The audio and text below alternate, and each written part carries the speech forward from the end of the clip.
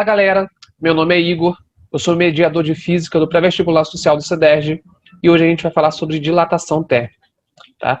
Para começar, a gente tem que se lembrar do que é a temperatura, né? Qual é o conceito de temperatura? Como eu coloquei aqui para vocês, a temperatura é a medida do grau de agitação térmica das moléculas de um corpo. O que quer dizer isso? Né?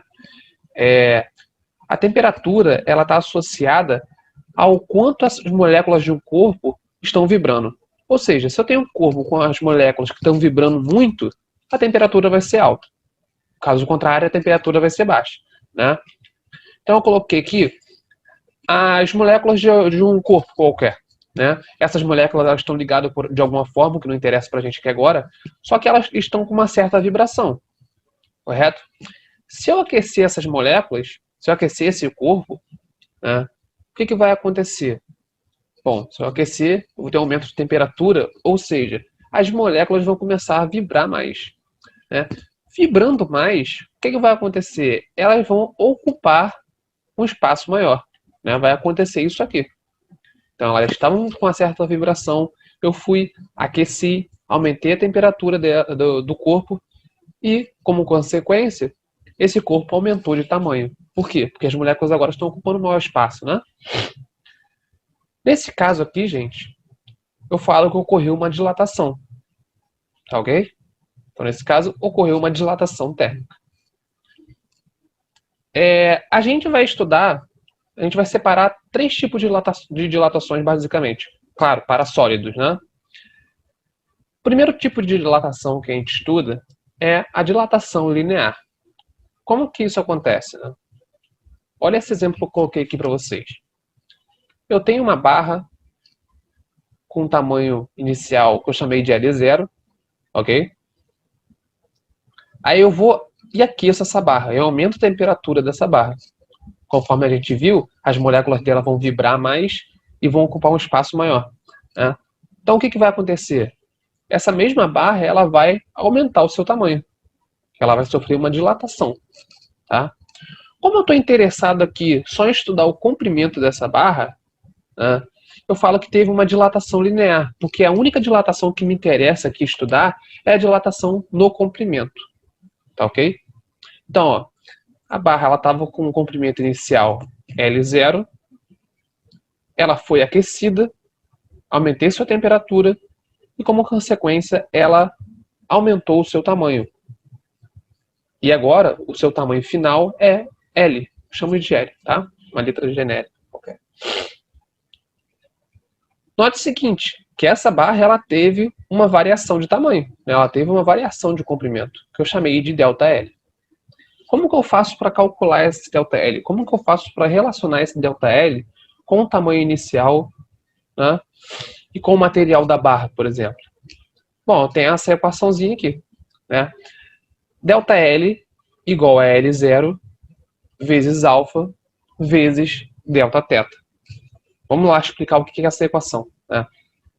O ΔL e o L0 já estão aqui na foto, na imagem já explicando. O ΔL é quanto essa barra variou de comprimento. Né? É a variação de comprimento dessa barra. O L0 é o tamanho inicial. Né? Esse alfa é um coeficiente que eu já vou explicar. Né? E o Δθ é a variação de temperatura. Então, note o seguinte. Quanto maior eu tenho a minha temperatura, a minha variação de temperatura, maior vai ser a variação de comprimento. Né? Quanto mais quente o corpo fica, mais as moléculas vibram e maior vai ser a dilatação desse corpo. Né? Ok. Então, como eu disse, Δθ é a variação de temperatura e o A, esse alfa, né, é o coeficiente de dilatação térmica. Perdão, é o coeficiente de dilatação linear. Né? Só uma observação aqui para vocês se lembrarem. Esse coeficiente, ele depende do material do objeto. Ele é uma informação do material desse objeto. Por exemplo, eu vou ter um coeficiente para o alumínio e vou ter um outro coeficiente para o ferro. Por quê? Porque esses corpos eles se comportam de maneira diferente. Né? Esses materiais eles se comportam de maneira diferente. Né? Vamos olhar aqui para a unidade desse alfa, né, desse coeficiente. Se eu usar a variação de comprimento em metros, eu vou ter que usar o comprimento inicial em metros. Né? E eu vou usando a variação de temperatura em graus Celsius, eu vou ter essa relação aqui, né, entre as unidades. Né? Eu vou ter metro igual a metro vezes a unidade do alfa vezes graus Celsius. Né? Isso aqui é só para a gente estudar a unidade. Esse metro com esse metro aqui, eles se cancelam e esse grau Celsius vai para o outro lado dividindo. E no final das contas eu vou ter que a unidade do alfa é igual a 1 sobre grau Celsius. Escrevendo isso de outra maneira, eu tenho que a unidade de alfa é igual a grau Celsius elevado a menos 1. Beleza? Aqui um exemplo. Isso aqui é um trilho de um trem. Aqui em São Gonçalo tinha, né? Se você procurar bastante por aí, ainda tem alguns trilhos perdidos, chumbados no chão. Se você observar bem nesses trilhos, a junção entre dois trilhos tem um espaço, que está bem aqui, ó. Tem esse espacinho entre eles. Para que serve esse espaço, né? É exatamente o espaço para a barra se dilatar. Né? Porque a variação da temperatura ambiente, ela acontece no dia a dia, né? Ela pode ser elevada, e de acordo com essa variação de temperatura, eu vou ter uma variação de comprimento dessas barras. Essas barras vão dilatar, né? E eu tenho que dar um espaço para essas barras se dilatarem. Senão, se uma estiver encostada na outra, quando uma se dilatar, uma vai empurrar a outra. Né? Pode acontecer, por exemplo, isso aqui. Ok? Então, para isso que serve esse espacinho aqui. É um espaço para as barras poderem se dilatar sem oferecer dano para a estrutura do trilho. Né? Na apostila de vocês, a gente tem essa tabela. Né? É o coeficiente de dilatação linear de cada material, de cada substância. Tá? Por exemplo, a gente tem aqui a porcelana, que tem o coeficiente de 3 vezes 10 a menos 6 graus Celsius a menos 1, e tem o do chumbo, que tem 27 vezes 10 a menos 6 graus Celsius a menos 1. Se eu perguntar para você, ou se alguma questão aparecer para você perguntando que o mesmo comprimento de chumbo e o mesmo comprimento de porcelana foram expostos à mesma variação de temperatura, né? E perguntar qual que se dilata mais, imediatamente você vai olhar para a tabela e vai olhar o que tem maior coeficiente de dilatação linear. Nesse caso aqui é o chumbo. Quanto maior o coeficiente, maior vai ser a variação. Maior vai ser a dilatação. Tá ok? O segundo tipo de dilatação, né, é a dilatação superficial. A dilatação linear, a gente só estava preocupado em estudar o comprimento, né, a variação de comprimento, e a dilatação superficial, como o próprio nome já diz, a gente vai estudar uma superfície. Ou seja, a gente está preocupado com uma variação de área. Né? Então aqui eu tenho uma superfície plana, pode ser uma chapa de aço, pode ser o azulejo, por exemplo, da sua casa. Né? Ele tem uma área inicial. Se eu aquecer esse azulejo, como ele tem uma área inicial, ele vai dilatar, né? Ele vai dilatar o comprimento e largura. Então ele vai ter uma variação de área. Né? Então tem uma área inicial. Eu aquecer esse material, ele vai variar essa área. Essa variação de área eu chamo de ΔA, e a área inicial eu chamo de A0. Né? Aqui está a equaçãozinha que vai relacionar a variação de área com a área inicial. Note que é a mesma estrutura da dilatação linear. Né? Nesse caso aqui a gente vai ter a variação da área igual à área inicial, vezes um beta, que eu já vou explicar também, vezes a variação de temperatura. O beta é o coeficiente de dilatação superficial. Lá na dilatação linear, a gente tinha que o alfa era o coeficiente de dilatação linear.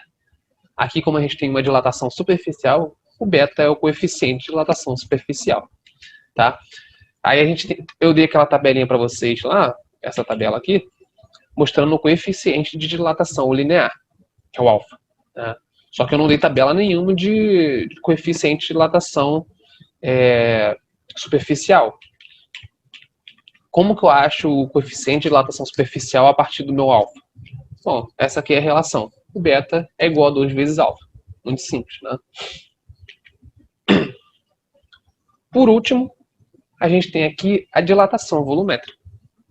A dilatação linear, a gente só estudava o comprimento, né? A superficial era só a área. E a dilatação volumétrica, como o próprio nome já diz, a gente vai estudar uma variação de volume. Então a gente tem um cubo aqui com um volume inicial V0. Se eu aquecer esse cubo, ele vai ter uma variação de volume ΔV. Ele vai aumentar o seu volume completo. Sua variação de volume vai ser igual a volume inicial vezes gama vezes Δθ. Esse gama é o coeficiente de dilatação volumétrica. Note que esses três tipos de dilatação são muito parecidos em questão de estrutura da equação, né? Na dilatação linear, a gente tinha ΔL igual a L0 vezes alfa vezes Δθ. Na superficial, a gente tinha ΔA igual a vezes beta vezes Δθ. E aqui agora, que é a dilatação volumétrica, a gente tem ΔV igual a V0 vezes gama vezes Δθ. Tá? O gama é o coeficiente de dilatação volumétrica. E, de novo, existe uma relação entre o coeficiente de dilatação linear e o gama. É só você multiplicar aquele coeficiente por 3. Gama é igual a 3 vezes alfa. Tá? Também é bem simples. Uma observação aqui, gente, muito importante, que não podia deixar de ser dada, é a seguinte. A dilatação ocorre sempre em 3 dimensões. Tá? Ou seja, a gente sempre tem uma dilatação volumétrica. Tá? Mas aí, por que eu separei em 3 dilatações? Linear, superficial e volumétrica. Gente, olha esse caso aqui, do trilho do trem. Esse trilho, ele vai dilatar, quando aquecer ele vai se dilatar tanto o comprimento, quanto a largura, quanto a espessura. Né? Só que não é interessante para mim estudar a variação de largura dele, ou a variação de espessura. Tá? Eu não quero estudar isso, eu quero estudar o comprimento dele. Perceba o seguinte, que a variação de largura e espessura vai ser quase que desconsiderável perto da variação de comprimento dele. Tudo bem? A mesma coisa acontece aqui na chapa de aço. Ela tem uma espessura muito fina, então a variação de espessura dessa chapa vai ser muito pequena, que eu posso desconsiderar para o meu propósito aqui. Né? Então o interessante para mim é só estudar a variação de área. Mas, de novo, a dilatação volumétrica acontece em todos os casos. Tá ok? Então vamos lá. Alguns exemplos aqui para vocês. Vamos fazer essa comparação aqui. O coeficiente de dilatação do concreto é 12, aproximadamente, né? 12 vezes 10 a menos 6 graus Celsius a menos 1. O coeficiente de dilatação do aço também é muito parecido. É aproximadamente 12 vezes 10 a menos 6 elevado vezes graus Celsius elevado a menos 1. E aí? Por que eu estou falando isso? Por causa disso aqui. Uma estrutura, né, de concreto com vergalhão. O vergalhão é basicamente feito de aço. Né? E os dois são muito usados em construção civil. Né? Por que os dois são usados juntos? Por que eu tenho que usar o vergalhão com concreto? Né? Poderia ser outro material. É exatamente por causa disso aqui. Os dois têm o coeficiente de dilatação muito parecido. Se eu colocasse um material no lugar do vergalhão que não tivesse o coeficiente de dilatação parecido, quando tivesse um aquecimento, por exemplo, um dia muito calor, né, esse material, que não é o vergalhão, né, o substituto do vergalhão, ele poderia se dilatar mais do que o concreto. Entendeu? Se ele se dilatasse, com certeza aquela estrutura iria sofrer. Então eu preciso ter dois materiais que se dilatem da mesma maneira. Tá? Então é importante esse conhecimento de dilatação para construção civil, por exemplo. Uma outra área que é importante é quando você vai no dentista, né? O dentista, ele pode colocar essa massinha aqui no seu dente, né? Imagina o seguinte, você acabou de fazer esse trabalho no dentista, gastou um dinheirão para fazer isso aqui, chega em casa, toma aquele copo de café quente, né? E o material dessa massinha aqui é um pouquinho vagabundo, né? É um material qualquer. Bom, esse material ele vai se dilatar de uma forma diferente do seu dente. Então, o que vai acontecer? Esse material vai cair. O dinheiro que você gastou no dentista não vai servir para nada. Então, eu preciso tomar o cuidado para colocar um material aqui que tenha o coeficiente de dilatação muito parecido com o coeficiente de dilatação do dente. Tá? Eu tenho que tomar esse cuidado.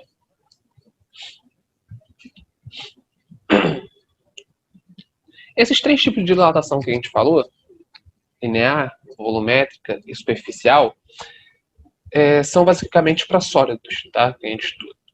Agora a gente vai falar de dilatação dos líquidos. Um tópico muito interessante é esse aqui, ó, dilatação aparente dos líquidos. Imagina o seguinte, eu tenho um recipiente com um certo líquido, esse líquido está até a boca do recipiente, né? Então, se eu aumentar um pouquinho o volume desse líquido, ele transborda. Ele tem um volume inicial que eu vou chamar de V0. Aí eu vou aquecer esse líquido, né? Se eu aquecer, a gente viu que as moléculas vão vibrar mais, vão ocupar um espaço maior, ou seja, o volume dele vai se dilatar. Então aqui, ó, o volume se dilatou. Se o volume do líquido se dilatou, o que vai acontecer? Se ele estava até a boca, eu vou ter um pouquinho de líquido caindo no chão. Eu vou lá, junto esse líquido e coloco em outro recipiente. Coloquei em outro recipiente. Tá? Aí eu vou perguntar para você o seguinte. O volume que caiu, que a gente juntou nesse recipiente aqui, ó,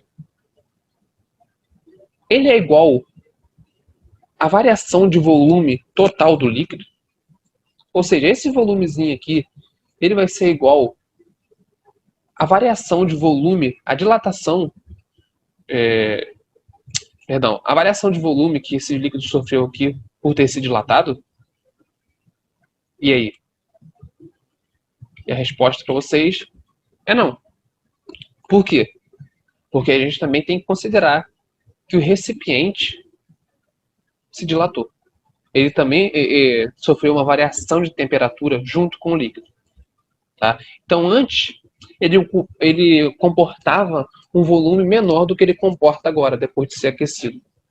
Né? Por isso que a gente fala que esse volume que dilatou aqui, esse volume que caiu aqui, que a gente juntou, ele é uma variação de volume aparente. É o que parece que dilatou, mas na verdade não foi isso. Né? Ok? Como que a gente calcula essa variação de volume? Como que a gente calcula a variação de volume do líquido? Né? A verdadeira variação de volume. Bom, que é o ΔV, né? O ΔV, que é a variação de volume mesmo do líquido, causada pela variação de temperatura, vai ser igual à variação de volume do recipiente mais a variação de volume aparente. O ΔV aparente, esse líquido caiu aqui. Tá? Então, é quanto o recipiente dilatou mais ΔV aparente. Tá? Por que isso? Olha só. Como o recipiente ele se dilatou, ele comporta um volume um pouco maior do que ele ocupava antes. Tá? Então, essa parte de azul escuro aqui em cima é o quanto que ele está ocupando a mais do que ele ocupava antes. Então, agora eu tenho esse volume, essa parte aqui de cima, mais essa parte aqui de baixo. A soma desses 2 pedacinhos aqui, pintados de azul escuro, é o que o líquido de fato dilatou. Né? Então, o ΔV total é isso aqui, que é a variação de volume do recipiente, mais isso aqui, que é a variação de volume aparente. Tá ok? Eu falei no slide anterior de uma variação de um líquido qualquer, né? Mas a água, gente, a água, acredite, é um caso específico, é um caso meio diferentão, tá? Como que seria, se a gente fosse traçar um gráfico do volume em função da temperatura para um recipiente com água, por exemplo, como que seria o gráfico esperado, né? Bom, seria isso aqui. O que esse gráfico quer dizer? Que conforme eu aumento a temperatura, maior vai ser o volume. Foi isso que a gente estava aprendendo até agora, né? Quanto maior a temperatura, maior o volume. Então, a gente esperaria essa reta aqui. Mas, né, na verdade, o que acontece com a água é isso aqui. Nota o seguinte, olha que curioso. A água está perto do 0 graus Celsius. Eu vou começar a aquecer a água, ela vai diminuir de volume. É isso mesmo. Ela está ali em 0 graus Celsius, por exemplo. Eu vou aquecer essa água, vou aquecendo, ela vai diminuindo de volume, ao invés de aumentar de volume. Curioso, né? Mas isso não acontece para sempre, né? Eu vou aumentando a temperatura, aumentando 3. Quando chega em 4, ela para de diminuir e começa a aumentar.